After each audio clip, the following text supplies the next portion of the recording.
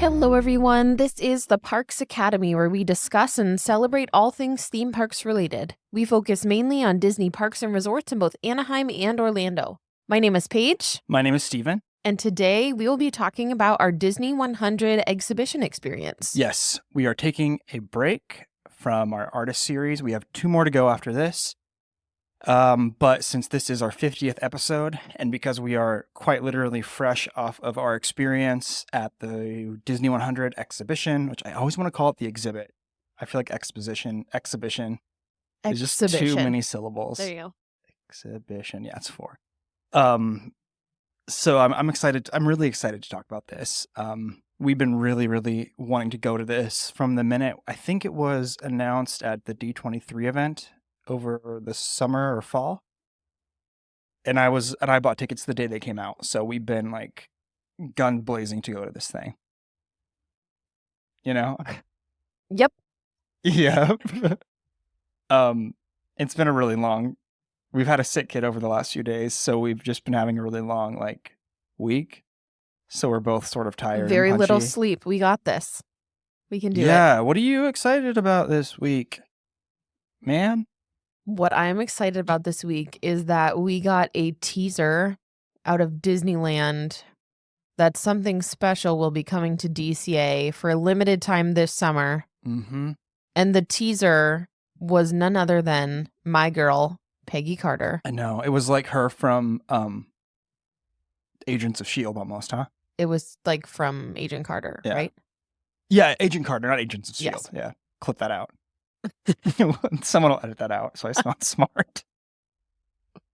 Yeah, so it looks like we're getting Rogers the Musical for a limited time at DCA. What the Betsy? DCA gets all the good stuff. They do. They get Oogie Boogie Bash. They get the Lunar New Year celebration. And as much as I'm kind of like on the fence about Avengers Campus, I really want to see it, but it's not like I'm dying to get there. I love that they always bring out the new characters.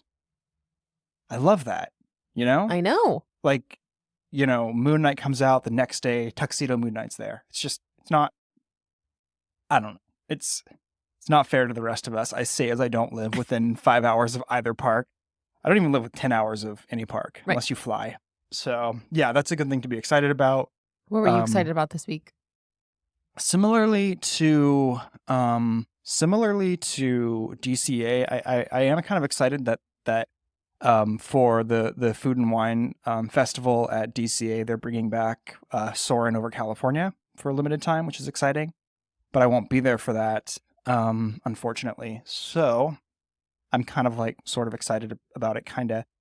The one thing, though, that I was pretty excited about this week, and I tried to move on it, but very regrettably, I didn't make it happen. The company Roosevelt's, they don't sponsor the show or anything, but I just wanted to mention the show, the company Roosevelt's, who makes shirts that I have. I love them. I have a bunch of their Star Wars shirts. They have these Disney100 shirts that came out, and they had one that was like Steamboat Willie, and I really wanted it, and I was going to buy it for the exhibition. It's all related. But I hesitated by like a day, and it was sold out in every single size. Womp womp. So I wrote to the customer service. They were very kind, but they're like, there's nothing we can do. We don't have any back stock. And so then we went, this is sort of getting into the exhibition a little bit, but we went to the exhibition. They had like a shirt that I thought was okay, but I wasn't super excited about it. And then I was like, I'm going to buy myself that Walt Disney Studios, Disney100 sweatshirt that's online. And it was sold out in my size. So double womp womp. I keep on like having all this bad luck by missing out on things. And then today I found out that Timo Meyer, a hockey player I really like, got traded from San Jose to New Jersey. And I had literally just bought a t-shirt with his number on it this week. So my luck and my timing on t-shirts has just been a huge catastrophe all week long. And I pity myself for this. So maybe the lesson here is when you see a shirt that you like, just impulse buy it. The lesson here is that I thought we were on a budget, so I'm trying to behave, and also I'm turning 30 in like a month and a half, and I've mentioned a lot of these things to you. I know, but you tell me them, like, the day that they're coming out or the day before they're coming I out, know. and then it's like they get sold out, and I if know. I'm not sitting on my phone or my computer at work waiting I to, know. like, get I this know. item, it's Uh-huh. just not happening, so When we talked about we'll get to Philadelphia in just a sec, but when we talked about some of the new merch that came out on Shop Disney for the 100, they had that like that animator's coffee mug I really wanted, and that's gone. Like it's not even on the website. It's going on eBay for like 50, $60. So I need to stop getting my heart set on things and just realize I won't have it. womp Consumer consumer probs. That was a downer of a thing you're excited about, but Hey, if you count it all up, I saved like $200. you're right. So okay. So yesterday we went to Philadelphia, and what were your first impressions of it? Because I feel like there's so much to talk about. But before we even like get into like, or do you want to talk about what it was a little bit, or Why don't you intro just, like, an overarching what it was, and then we'll kinda Okay. walk people through Okay. kinda the highlights. Okay. So basically, what this thing was is it was it was an interactive exhibition in Philadelphia, and there's also one in Munich, Germany, and London and England. And it was kind of a mixture of like, kind of like the one man's dream sort of exhibit in Hollywood studios mixed with the Disney Family Museum in San Francisco, mixed with like I don't know, like almost like an art gallery, right? Right. I would say So it sort of was, like, Disney Smithsonian-esque. yeah, Like, you sort that's of had clips of audio mhm, mixed with original artwork, yeah, mixed with original sheet music, mixed hmm with, original movie, props. So you sort of had these different aspects of everything going all the way back to 1923, all yeah. the way until now. What I really liked about it was that as you went through the experience, it was very linear. So they had these really beautiful posters that were designed, and we actually bought one that I hung up in our basement, and I posted a picture of it today, I think. But it started, the first room was like about stories, and then it had, illusion of life and the magic of sound and music and all these different kind of areas within the, I'm just going to call it an exhibit within the exhibit that really were very interactive and fun. So it was just like a big interactive sort of experience of all things Disney, not just the movies or the parks, but like everything. Um, what was extremely impressive about it was similarly to a Pixar event experience that we went to back in 2016. You had to kind of wait on a ramp to get up into the into like the main first room. And unfortunately, I saw a spoiler of this, and I posted a spoiler on our Instagram, so I'm part of the problem. But they had this insanely cool like hologram of Walt being introduced by Sorcerer Mickey. And he gave us like this minute and a half to maybe a minute and a half little speech about. I was kind of like dumbstruck, so I don't remember exactly what he said, but it was very, very cool. Yeah, it sort of just felt like, so it was young Walt, and it sort of just felt like he was getting us ready for the experience and just kind of mentioning all of the magic, and that was what kind of broke up the crowd too. I think it was really intentional that they had this little room where they were only letting a certain amount of people in at a time into this little room where it wasn't completely 360, but I think was it 180? Yeah, kind of. It was like the wall in front of you had stuff going on. Like that's where Walt came out and spoke. And then the wall to your left, as you're sort of standing there, had a bunch of little like clips from Disney films and stuff Yes, and I thought appearing there on was it. something to the right also. Probably. But, yeah, so it sort of was just kinda like an intro, just like if you were at a museum or something and you kinda step in to see what the whole experience is gonna be about, and then you enter the first room, and then from this point all the way through the entire exhibition, there's stuff on the right and the left, every wall, the center of the room, and so you are basically in, like, a single file line following along the wall, some rooms from left to right, some rooms from right to left, and it's going in chronological order for the most part. So this first room that we went in started off with some of the earliest drawings and concepts from the 20s. Yeah, it started off with the Laugh-O-Grams Yes. studio that Wald actually he actually founded that in Missouri. I believe it was in Kansas City, Missouri, which is really cool.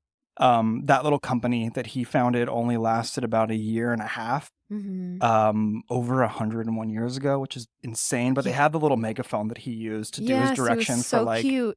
his little Alice's fishy stories, and he did like a little Alice in Wonderland thing where he like brought in this real, human girl and sort of inlaid her with his own cartoons. Like very early sort of Who Framed Roger Rabbit kind of ideas, but back in the 1920s when nobody was doing stuff like this at all. It was cool. So that room, like you said, was kind of like, they had like all of his baby pictures and information about him on one side.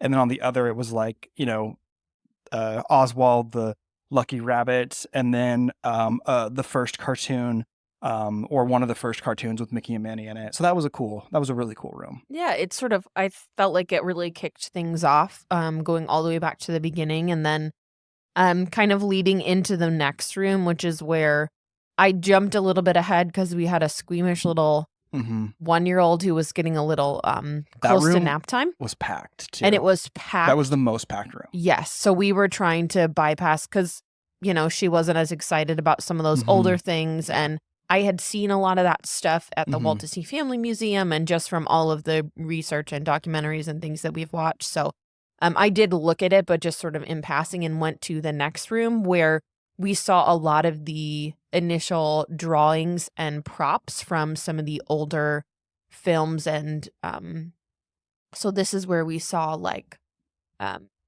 old drawings of Alice in Wonderland. This is where we saw... Can I make one quick interjection about something that I was really surprised about in this room? I was extremely surprised because almost every single drawing that we saw, hand drawing painting, was a reproduction.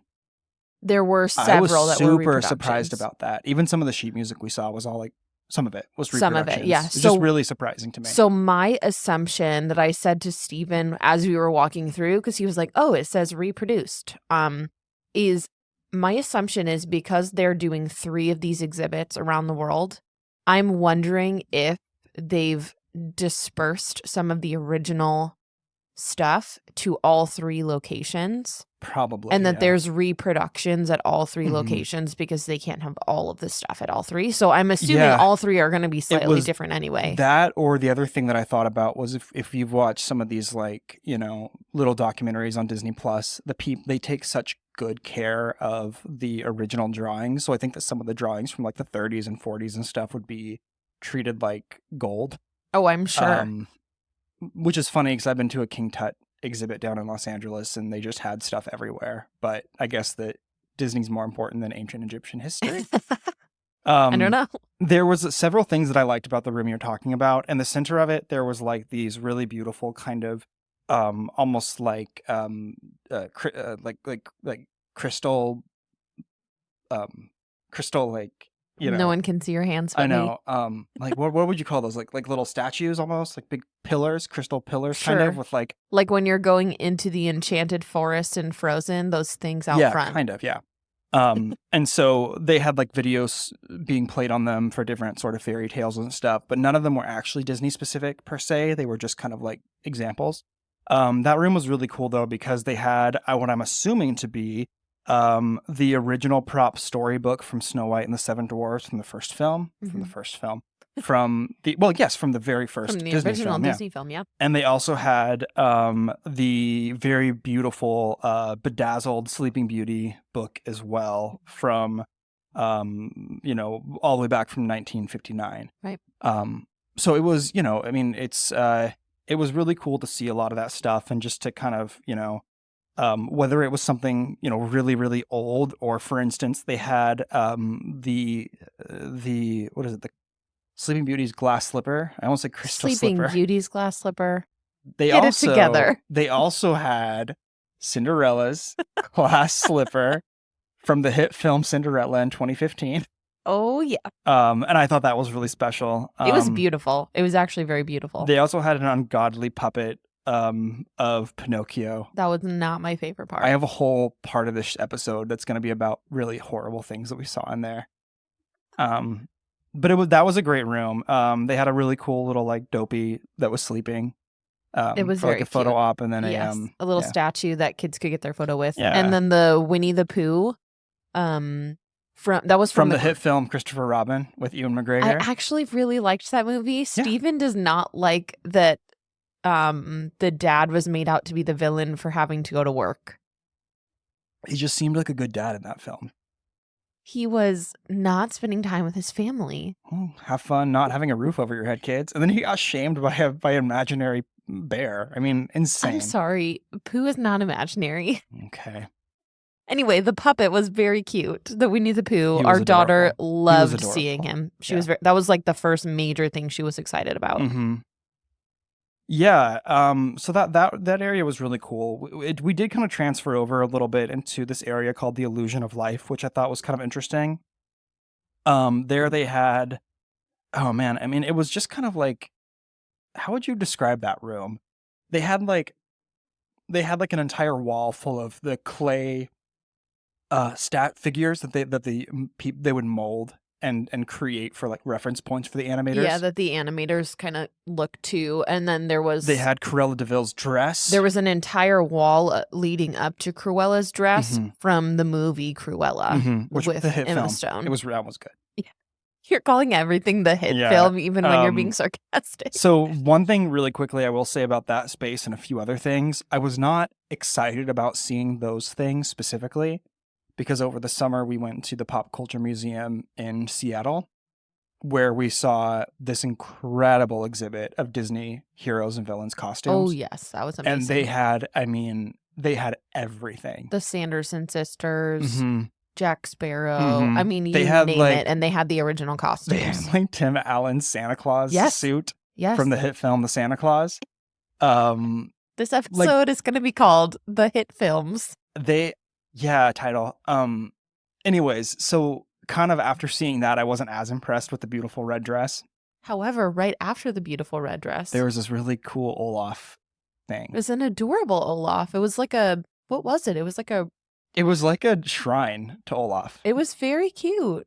What was weird about that is they had like concept art, and I really regret that I didn't take a picture of one of the parts. I might have a video of it, I think maybe, but they had like this weird kind of like life-size figure, I guess, of Olaf made from like basket and like all kinds of weird like Nordic sort of accoutrements. Title. So anyway, that was pretty cool. That was really cool.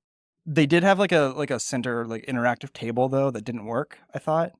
So that was kind of a weird part, I think, but otherwise it was neat. Interactive table that didn't work? Yeah, there was like a big table, almost like a big Microsoft like Surface Pad table. In that room? Maybe. I think there was a table in the Disneyland Disney Parks room. It may have been in that room because there was a vlogger in there and I almost bumped into him, so I moved out of the way and I leaned up against the table. Oh, so I didn't get into even a shot. see the table. If you want to hear something funny, we love vloggers. During his vlog, I like hacked really loud because I had to cough. So he was as serious as could be, holding the camera to his face, explaining the intricacies of Emma Stone's dress, and I was just. Ugh. What if he listens to our show? Then I apologize for hacking for your vlog, but tagged me. We actually didn't stay in that room very long because immediately the spirit of adventure and discovery was the next room, and we basically rushed in there. This room was amazing. One of our favorites, I think. One of my favorites, anyway. It was amazing. The entire wall after Barbossa's costume from Pirates of the Caribbean was a mural of Motunui. And so we put our daughter down and she ran straight over to the wall with like her mouth wide open, just going, huh? She has this thing where when she sees something she likes, she goes, That's going to sound really awesome for the people listening. Yeah. And she was hyped about it. Yeah, that was so special and so much fun. And there was really great concept art and beautiful illustrations from Moana there. It was so pretty. They had Emily Blunt's outfit from the hit film The Jungle Cruise The from Jungle 2020, I Cruise. think. 2021 that movie came out. Uh, I think 21. I think 21. Yeah. That I was fun. actually Yeah. loved that movie. I Mhm. thought that movie was very underrated, and it was actually very, very good. Yeah, I keep thinking about the residuals that The Rock gets alone from just Disney. All of them. So many monies. All of the monies. He gets so many Disney monies. Was this also the room with our good friend Jim Rode? Oh my gosh. No, that was not Jim Rhodey. Jim Rhodey. What am I saying? No, He's that my was favorite upstairs. Imagineer. That was upstairs. Oh yes, that was after the second But room. that one did Okay. have from 20,000 Leagues. It did have yes. the ship. the Nautilus, Captain Yeah. Nemo's ship. That was, I mean, it was like larger than life. It was cool. Yeah. And my recollection really is that cool. that was actually used in the hit film 20,000 Leagues Under the Sea. You know, so This episode is a winner. it is a good one. It's so weird not having a guest, kind of. We've had so many guests in a row.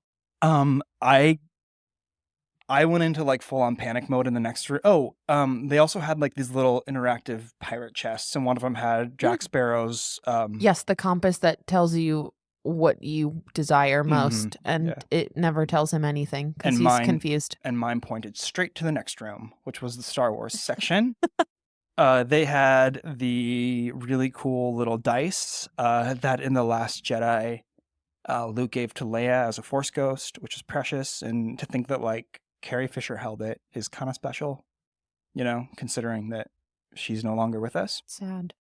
They had a life-size Porg puppet that was just gorgeous. That was actually very cute. I really wanted it. Like, it's so cool. It has really upsetting teeth. Well, yeah. So if you like zoom in really close to one of the pictures I took, it has just these nasty little like mini marshmallow teeth. You know what my favorite part of that room was the BB-8. BB-8 was really cool. It was amazing how intricate and detailed that robot is. My favorite part about the BB-8 specifically was the fact that there was like actual mechanics in his eyeball. So that big center eye, when you looked at it, there was like a motherboard or something inside of it that functioned. And that whoever came up with that character, really, I don't know if it was J.J. Abrams or someone else, but whoever kind of brought that character forward as like the new tentpole droid title, they deserve something because that was really cool. I would just like to add a little side note here as we're talking about Star Wars, that the newest development in our house this week is that our daughter thinks that I am actually Rey from Star Wars. Like, she sees Rey and she says mommy. She's very convinced, I think because I always have my hair up in a bun.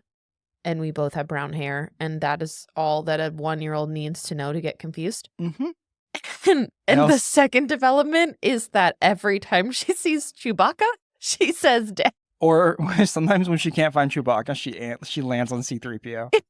So you are both a Wookiee and a robot, and I am a hero. I have a big crush on Rey, so I'm fine with it. I'm just honored that she thinks that I'm Rey. That is the newest development this week. So I had a special attachment to BB-8 since apparently that's my droid. Yeah. Anyways, I'll skip through it quickly, but they have the Jedi text, you know, the ancient Jedi text in there. They also had Rey's reforged lightsaber, but the quintessential part of that room was they had a First Order trooper who was wearing white Vans. And I pointed this out to Steven and said, I'm just wondering, have we missed it all this time that stormtroopers are always just wearing white Vans? Yeah, I'm going to put this in the show notes because I have a, you know, kind of like a what are those picture of me pointing at them. And they're like white slip-on Vans with black rubber around the sole. It's very weird and off-putting. I don't think they wear Vans in the movies. And if they do, I guess, you know, good on them for tricking me and I never saw it before. So it looks like they wear white shoes with black soles. Okay, we're gonna have to look into that. I'll have to watch the films to see. I'm gonna have to do some research on this. But yeah, that was I weird. looked down at and really I said, weird. Steven, why is the stormtrooper wearing white vans? Is that what they actually wear? And he was like, I don't I was like, think man, so. I don't know. They kind of in that same area, they had a very cool little section. Okay, well, it was for Marvel, so they had like the Black Panther costume. They had a whole line of helmets with like Thor's, a couple of Thor's helmets. They had the really cool like Loki, horns. I'm sure all of these were used in the films. They had Star-Lord's mask. They had the original Iron mask from when he had Iron Man mask from when he had like created that first mock suit. And then, Paige, they had Cap's shield. That was one of my highlights. I actually put our daughter down so that I could get a picture with the shield by myself. You put our daughter down for 3 things you wanted a picture with. Yes, 2 things this specifically. Well, 3. 2 of them were very above important. each other. But this was the first thing that I put our daughter down and was like, walk over there. I will get my picture with this shield right now, because I saw it in person and just could not believe it. It was actually very impressive. It was so and cool. It looks very heavy. I know. That is one thing that I think. So like I have all these lightsabers and stuff at home. I would actually buy a replica shield, I think, even though I'm not the biggest. Really? Mr. Iron Man over there. You'd get a Cap shield? I think it would just look really cool. I think so too. Whereas I would want like a life-size Iron Man suit, and that would just be too much. That would take up a decent amount of space. Yeah, I don't have that. Are you gonna put it in our sports room? Yeah, I could. We're slowly like bleeding the lines between our room that has all of my sports memorabilia in it, and then our Disney room behind me, that has like all our Disney posters. So I'm gonna end up getting like those, we already have a Mickey Mouse and Minnie Mouse, Orioles and San Francisco Giants floor mat. They're just gonna become one. We're gonna have just a sports and Disney basement. I'm into it. Okay, the next room you were kind of more into than I was. It was the music room. I liked it, but you were really hyped on it. The biggest thing for me was the very first thing that you saw in the music room was Giselle's dress from Enchanted, and so that was really exciting for me to see in person, because that is one of my favorite Disney movies, I would say. Like the music from that movie I think is phenomenal, and especially some of the like love songs and ballads in that movie I just think are phenomenal. So that was really, really cool to see her dress first thing when you watch in that room. And then they had some original sheet music that did not say reproduction on some of them. Yeah.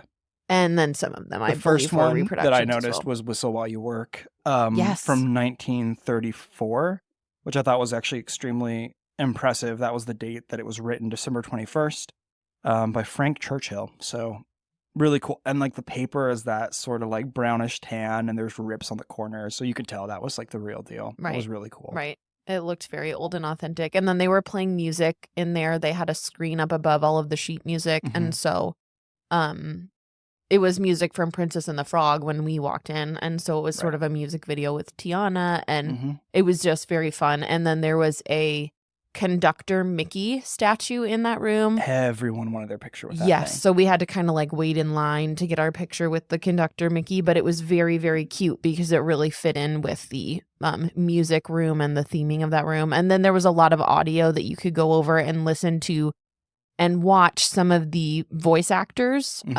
from a lot of the Disney films, that you could like put the headphones on or hold the thing up to your ear and listen while you watched them in the studio recording the audio for the different songs from the Disney movie. So it's really, really cool.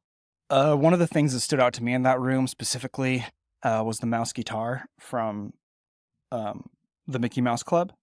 And it was Jimmy Dodd's guitar from that show in the 50s.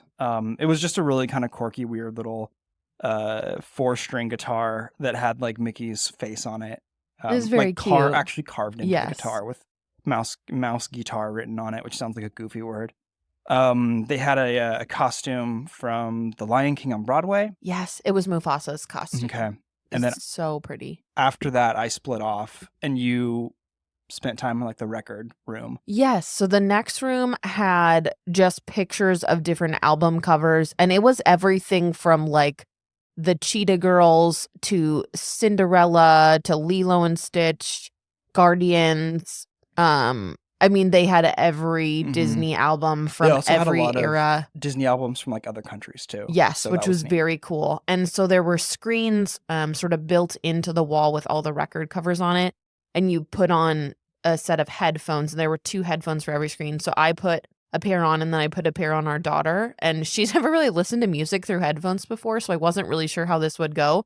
But she was just smiling and giggling the whole time. She thought it was so funny. And so I was just going through, and it was maybe 20-second clips of the songs. It was not long. So we listened to a couple different ones, like I did Bippity Boppity Boo, so she could hear kind of an older one. Then I did We're All in This Together from High School Musical. And so I sort of just jumped around and had her listen to songs that she's both heard before and then some classic Disney songs. And then we moved on and went up the ramp to the next level because that was sort of the end of the first level. What was interesting too is that the first level, like I mentioned briefly, the first level was extremely crowded. You could barely move, I felt, in some areas. And then the second floor, it's like everything opened up completely. I think It was really everybody weird. arrived at the same time and was Mhm. trying to not miss a thing.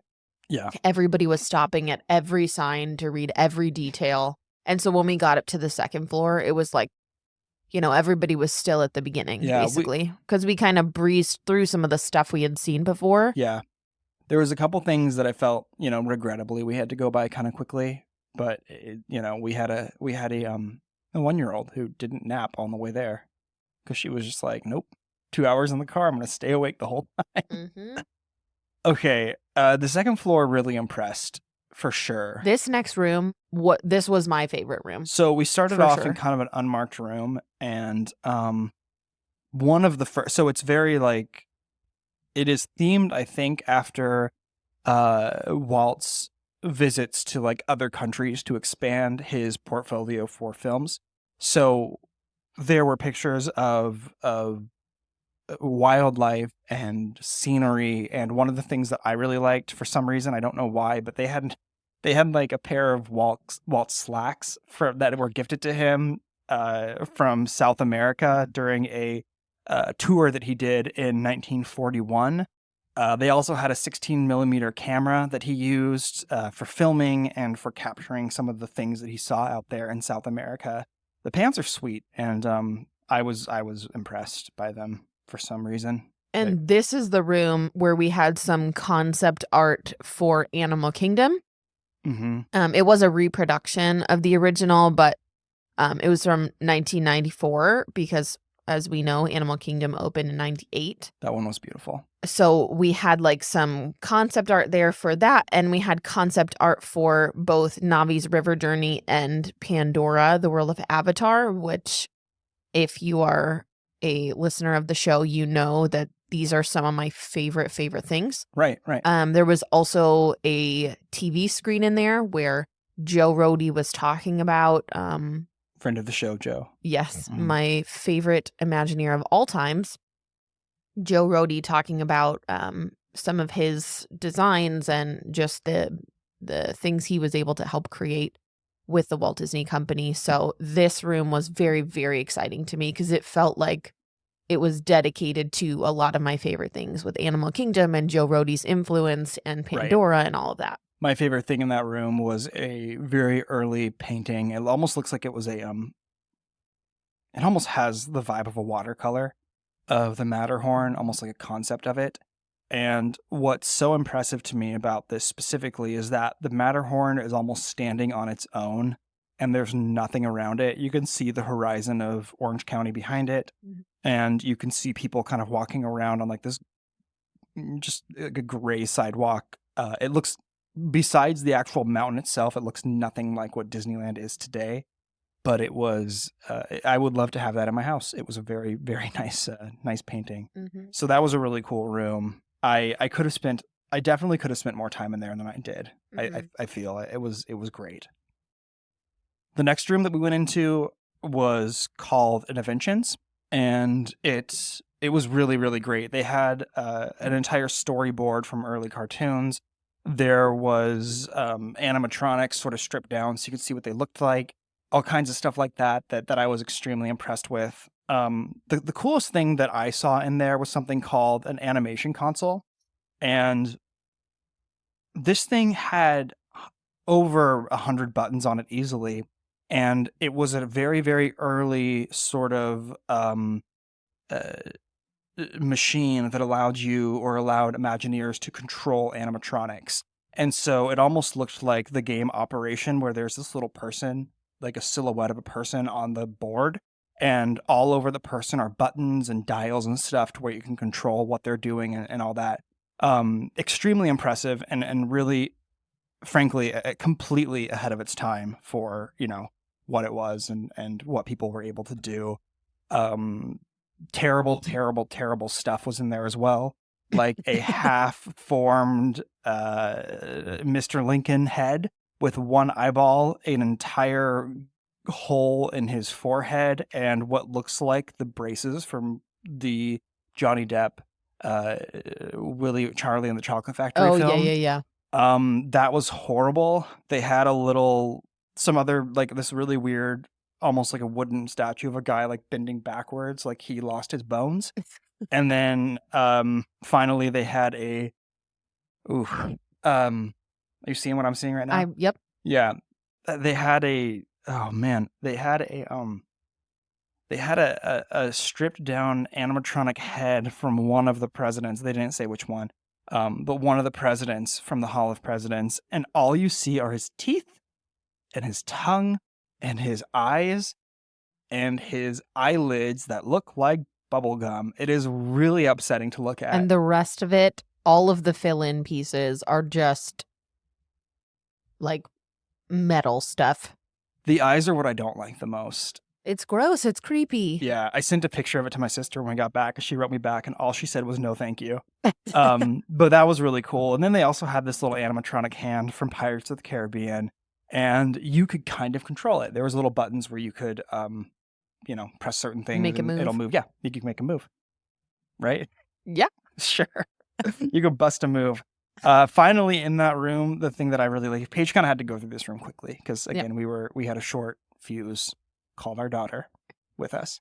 They had from 1998 the Pixar image computer, the P2, and I was really impressed by that. It was one of the very first computers that guys like Ed Catmull and all of them used back in the early days of Pixar to first use and develop computer animation. So very cool room. Do you want to talk about the next room that was actually the one I was most excited about as well? Yes, so the next room was dedicated to the Disney parks. And so I went to go grab a drink and I like almost knocked my microphone off the table. So the next room Anyway, the next room was dedicated to the Disney parks. So we had everything from like Minnie Mouse costumes to little animatronics from It's a Small World to the Mickey Mouse who was on the Disneyland train. And then there was a Matterhorn bobsled, right? yes, there was And that. a Peter Pan's flight little Ship, yeah. I was trying to It was think. like a pirate ship. I was just trying to think of like what we ride mechanism. I don't know. I was trying to think of a more generic term, but yes, a little pirate ship that you sit in. So, it was really, really cool because it also felt like you had just walked into Main Street a little bit with the way that the room was designed, that they had the overhangs coming out and it looked like you were looking at the stuff in shop windows. So It was so good. the Minnie Mouse dress that they had on display, at first I was like, what is that very small dress? And then I walked up to it to read the thing, and it was the 50th anniversary of Disneyland. It was Minnie Mouse's outfit for that. So it was really cool to see that, especially because we just went to the Walt Disney World 50th anniversary. So to be Right. able to see the dress and compare. So I just thought that was so cute. I loved the colors of that. And then our daughter saw the It's a Small World animatronic and kept saying baby. And so she was walking over to it pointing baby, we're into babies baby. now.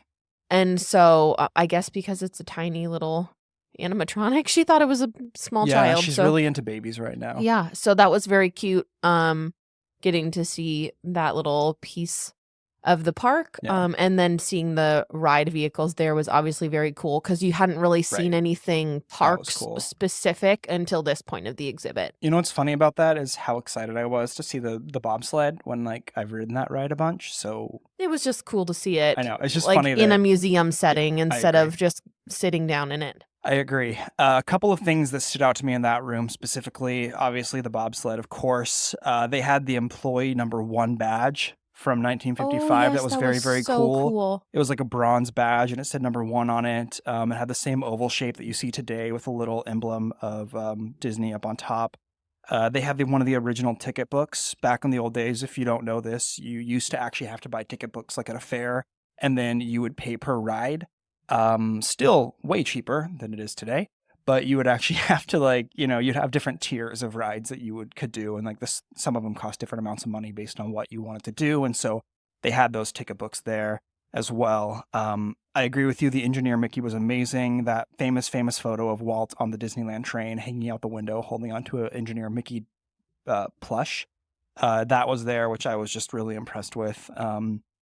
And yeah, they had other cool things too, like you said, that dress and the Small World, but they also had like a little demon figure from Mr. Toad that was in Walt Disney World. So the fact that like they have that kind of thing there was awesome. I loved that. That was fun. And they ended it all in that room. They ended it with this little miniature figure of Cinderella's castle in the Magic Kingdom with a little firework display behind it. That was fun. That was very cute. There were a lot of people standing there taking videos of the little fireworks show that was happening behind the castle. People So that was a classic because it felt like we were actually at the park, that people just videoed the fireworks show the whole time. People love to take videos of fireworks. Now, I did it because it was for Instagram, but the next room had the most random thing ever. It was a big old giant Goofy striking a pose with was greetings cute. from. It was great. It was just random. With a big sign that said "Greetings from Philadelphia" behind his head, and a lot of people stopped for those photos too. It was definitely a photo op spot. Yeah, I got tricked in that line because People kept asking you to take the photos. well, I was taking your photo, and then some guy behind me was like, "Hey, do you want me to take your photo?" And I was like, "Yeah, I'll get in there, thanks." And then he goes, "Well, yeah, you could take mine too, right?" I'm like, "Yeah, I can take yours." And the guy behind him was like, "Can you take ours?" I'm like, "Oh, yeah, I can take yours." So he's like, "Oh, you're like a cast member." I'm like, "I'm not, dog. I'm just trying to have a good time." And then it all went downhill from after that into that room. It just like got terrible. What? Because they had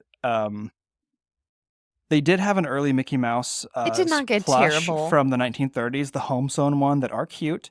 But then they had early examples of the costumes of Mickey and Minnie. Okay. So let's just clarify. And those are tough. It got terrible for like 30 more seconds, and then it got to one of the best parts of the whole exhibit. So this last room, major room here, started with the 1920s and 30s, and then each wall. I saw the picture of the creepy Minnie and Mickey. I might make it the show art actually, or put it. People are gonna think it's like a horror episode. It's horror. The kid in the middle is what gets me. He's I wearing know, a little it's necktie. Terrible. He looks like the kid from Stranger Things that murders his whole family and turns into Vecna. I don't blame him. Minnie Mouse's hat is so upsetting. So each, it's sort of like these giant walls that are set up, and each wall is dedicated to a decade of the Walt Disney history. So it starts with the 20s and 30s, and that's where you have the really super creepy Minnie and Mickey costumes. I'm going to give you the whole floor, but just really quickly. Yes. I just also want to say there is another thing with about a dozen or so Mickey Mouses with their hands up in the air. And above them is this giant ominous cat with a block of cheese behind it. These pictures are no joke. I will post them online, but they are, I mean, they're creepy. It's really, really upsetting. They're creepy. Go ahead. I know you're excited, so you finish it off. Well, I got excited leading up to the ones in the 2000s and the 90s and 2000s. So as you progressed through the decades, you had like the introduction of Donald Duck and Goofy, and you had sort of different memorabilia from different eras and different photos and different artwork and all of that. And so then we get to the 90s and 2000s, and this is where I put her daughter down and said, I need my photo, because at the top of the 90s was the actual book from Hocus Pocus, and underneath of the book it says used by Bette Midler. So that was very, very cool. So I got my photo with that. And underneath it, And underneath of the book from Hocus Pocus was the paint from Home Improvement for some reason. Yes. Well, because it's, Jonathan Taylor Thomas and all that. It was just really funny to me. You got the 90s, the 80s and 90s was that one wall. Talk about residuals, man. Tim Allen, he never has to work again. I know, but he still does. Disney set him up for life. And he's still working for Disney. Oh, yeah. Because he's still got his shows and whatnot. It was like Home Improvement, the Santa Claus, and Toy Story kind of all at the same time. I know. Anyways. I know. And now the Santa Claus continues. Go get your money. So then we jump from the 80s, 90s wall into the 2000s, 2010s, and we have none other than the East High School Wildcats yearbook and Troy Bolton's basketball. And so I most definitely squatted down to get my photo with both of those props because High School Musical is one of my favorite movie franchises ever. It was like right in my prime. I was in 5th grade, I think, when the first one came out or something. So I was at like a very impressionable age for these Disney Channel movies. And then just kind of grew up with them because by the time I was in high school, they did the High School Musical senior year movie. And so it was just like a very exciting thing for me to be able to see some of these props from my childhood and my middle school years. So that was a huge highlight for me, was both the Hocus Pocus book that said used by Bette Midler and then the basketball and the yearbook and the basketball said used by Zac Efron. So that was very, very cool for me. Yeah, those were sweet. And then it all just kind of ended pretty abruptly with 2 very underwhelming promotional pieces. And then a gift shop. Yeah. You just ended up in the gift shop. They had Jude Law's Hook from the upcoming soon-to-be-hit film Peter Pan and Wendy that's coming out this year. And then they that also was actually very exciting. That was cool. And I'm assuming from what's going to be the Marvels, I guess, they had Captain Marvel's suit with a cool blonde mohawk on it. Oh, yeah. So those were cool. And then the most chaotic gift shop I've ever been in my entire life. That's because everybody dumped into this very, very small gift shop.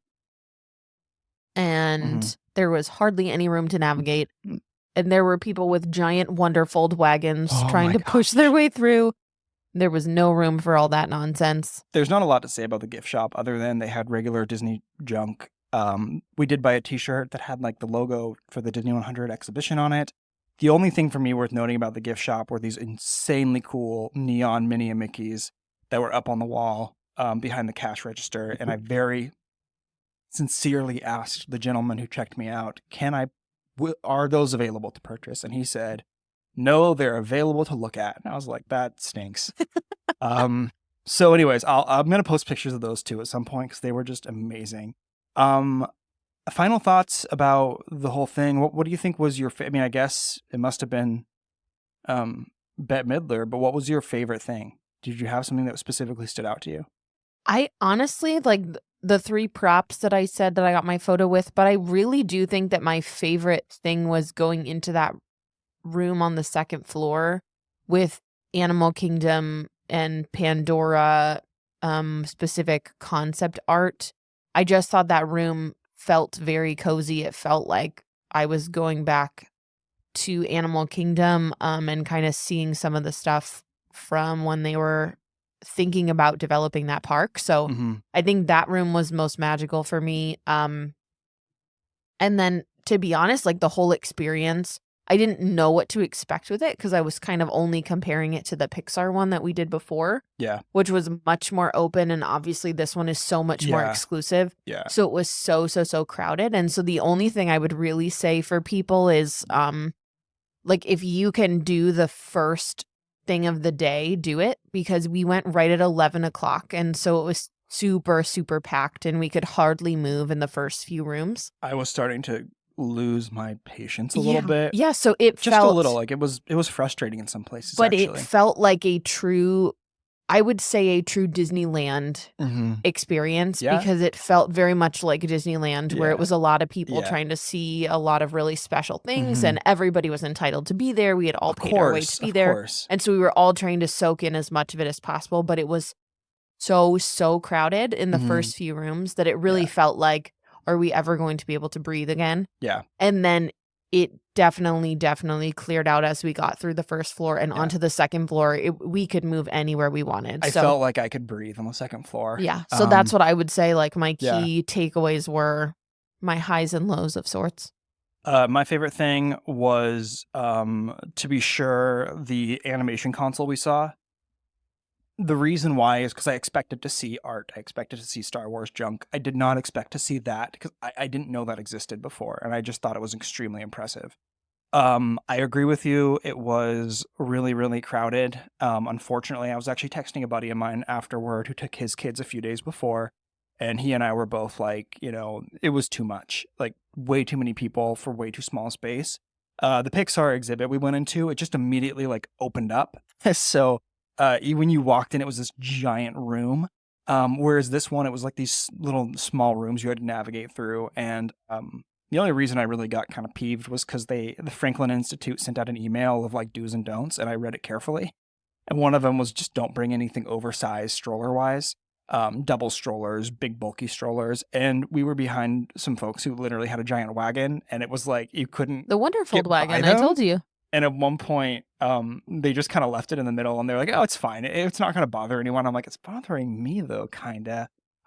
So I was really grateful for that second floor experience. Overall, I would say if you get a chance to go, definitely go. It is worth it. If you're in the area, I wouldn't fly across the country for it. I don't think. Like if I'm in LA, I don't think I would fly across to Philadelphia to go see it. There were definitely people who said that they flew there. Mhm. I overheard people in the gift shop saying, I can't fit that in my suitcase. I I know. can't take that through airport security. I would personally rather, like if I'm on the West Coast, I would rather just go to the Disney Family Museum in San Francisco. I think it's a lot more intimate and more interesting to me. But it was great. I'm glad we went, and I think it was a really good time. I thought it was amazing. Cool. I really did enjoy it. Even though it was super crowded. That's kind of what you get when you go to Disney. So I think I just kind of had that in the back of my mind the whole time that like, this is the 100th anniversary of the Walt Disney Company.